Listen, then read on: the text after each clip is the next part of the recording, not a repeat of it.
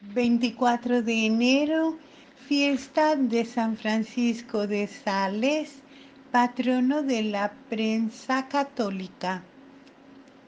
El amor es la perfección del espíritu y la caridad es la perfección del amor, decía San Francisco de Sales. Conocido como el santo de la amabilidad, luchó varios años de su vida para dominar su ira y logró la conversión de muchos.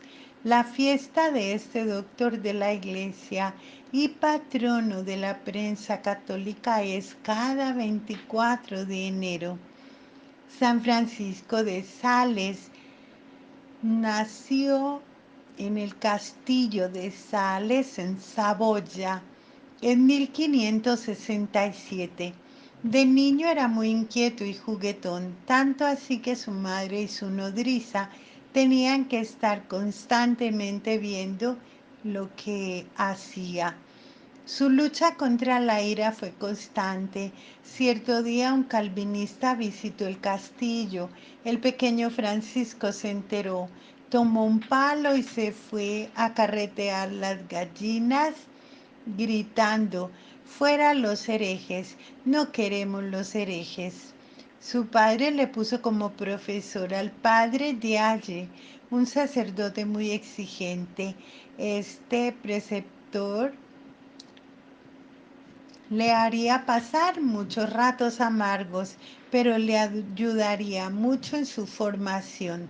A los 10 años hace su primera comunión y su confirmación, y desde ese día se propuso frecuentar la visita al Santísimo. Más adelante consiguió que su padre lo enviase al colegio de Clermont, dirigido por los jesuitas y conocido por la piedad y el amor a la ciencia. Acompañado por el padre Diage, Francisco se confesaba y comulgaba cada semana. Era entregado en el estudio y dedicaba un par de horas diarias a ejercicios de equitación, esgrima y baile. Todo esto le permitió ser el invitado preferido en las reuniones de gente de la alta sociedad porque era sencillo y la cultura personificada. No obstante, muchas veces la sangre se le subía a la cara por las burlas y humillaciones, pero se lograba contener de manera que muchos ni se imaginaban de su mal genio. Pero el enemigo le hizo sentir que se iba a condenar al infierno para siempre. Este pensamiento lo atormentaba hasta el punto que perdió el apetito y ya tampoco podía dormir. Entonces le dijo a Dios: no me interesa que me mandes todos los suplicios que quieras, con tal de que me permitas seguirte amando siempre. Luego, en la iglesia de San Esteban en París, arrodillado ante la imagen de la Virgencita, pronunció la famosa oración de San Bernardo: acuérdate, oh piadosísima Virgen María. De esta manera recuperó la paz. Esta prueba le ayudó mucho a curarse del orgullo y a saber comprender a las personas en crisis para así poderlas tratar con bondad. Obedeciendo a su padre, se fue a estudiar abogacía a Padua, tiempo que aprovechó para estudiar también teología, porque su gran deseo era ser sacerdote.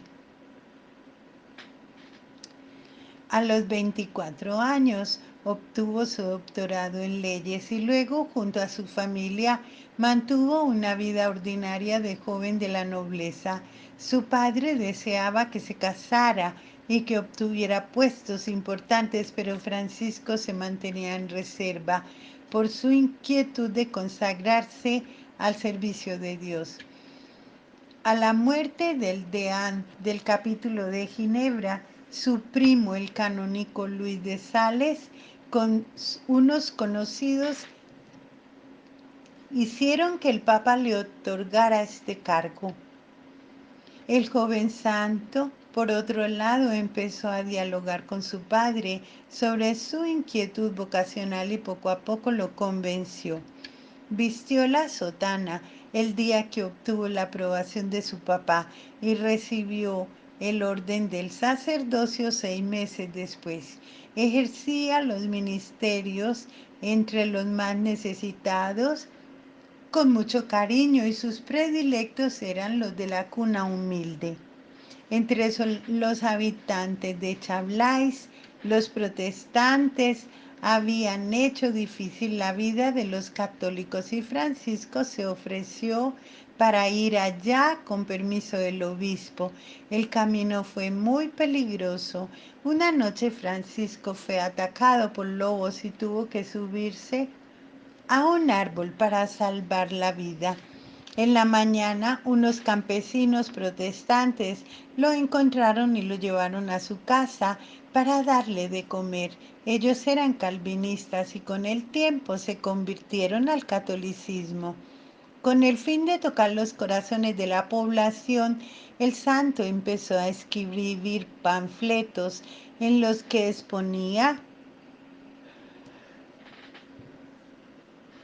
la doctrina de la Iglesia y refutaba a los calvinistas. Estos escritos más tarde formarían el volumen de las controversias.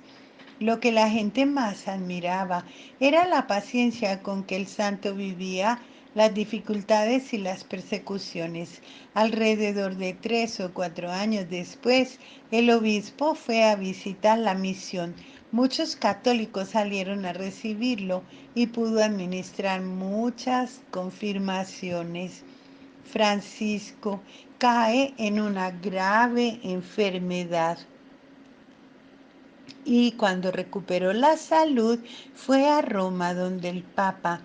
Ahí teólogos y sabios que habían oído de sus cualidades le hicieron preguntas bien difíciles de teología. Todos se quedaron maravillados por la sencillez, modestia y ciencia de sus respuestas.